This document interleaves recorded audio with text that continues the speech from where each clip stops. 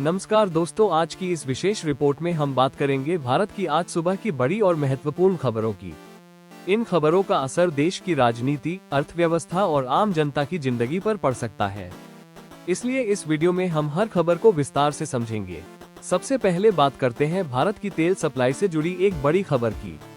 हाल ही में middle east में तनाव के कारण पूरी दुनिया में तेल की सप्लाई को लेकर चिंता बढ़ गई थी।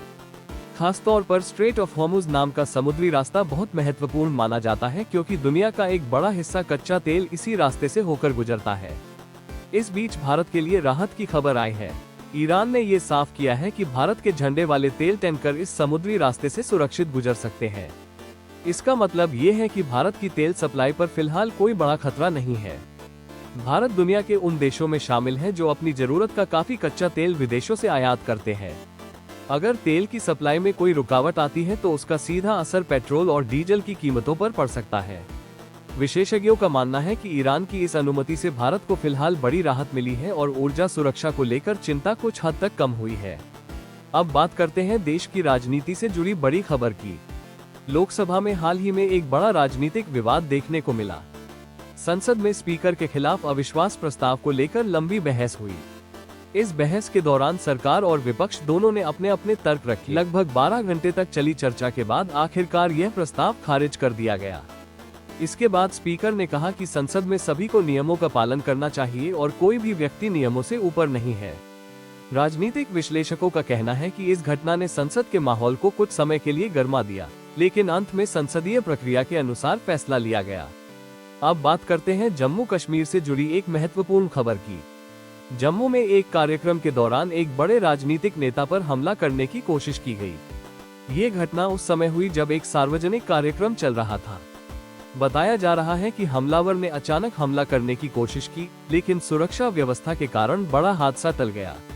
इस घटना के बाद सुरक्षा एजेंसियों ने जांच शुरू कर दी है और यह पता लगाने की कोशिश की जा रही है कि हमला करने के पीछे क्या कारण था और इसमें कौन कौन शामिल हो सकता है। घटना के बाद नेता ने कहा कि समाज में नफरत बढ़ने से इस तरह की घटनाएं होती हैं और हमें मिलकर ऐसे माहौल को रोकना होगा। अब बात करते हैं मौसम से जुड़ी बड़ी खबर की। देश के कई राज्यों में इस समय तेज गर्मी देखने को मिल रही है।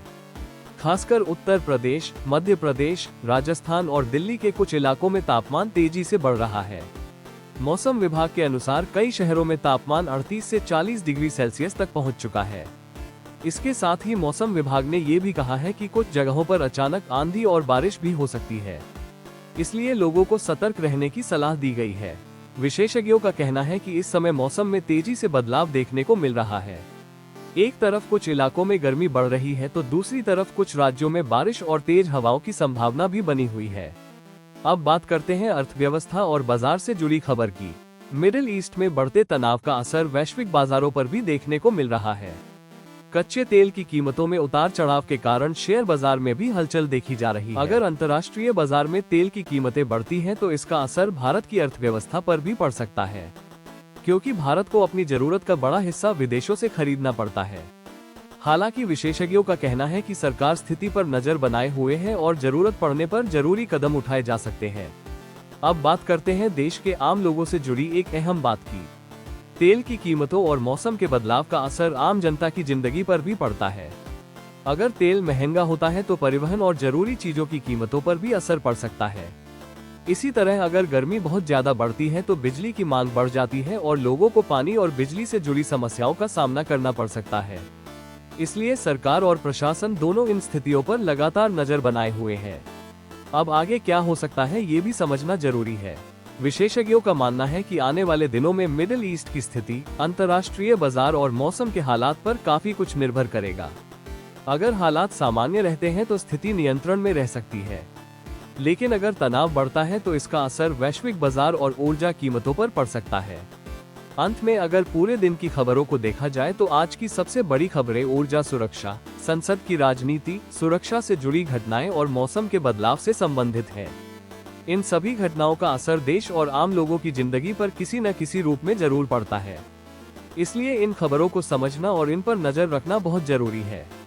तो दोस्तों, ये थी आज सुबह की भारत की बड़ी और महत्वपूर्ण खबरें, जिन्हें हमने विस्तार से समझने की कोशिश की। अगर आपको ये जानकारी उपयोगी लगी हो तो इसे जरूर साझा करें और देश दुनिया की ताज़ा खबरों के लिए जुड़े रहिए। धन्यवाद।